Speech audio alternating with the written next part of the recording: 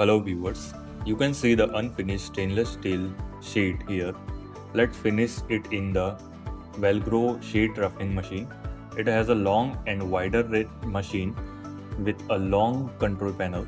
Before finishing this sheet, I will show you the internal top and head and bottom head.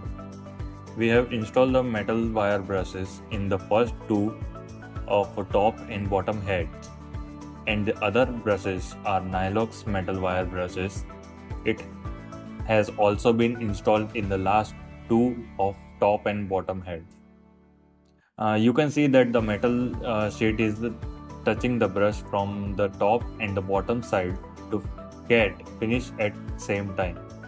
If you want this type of finished production of your components, then contact us at sales@valgroabrasives.com or connect on 90990 79325 to get a quotation.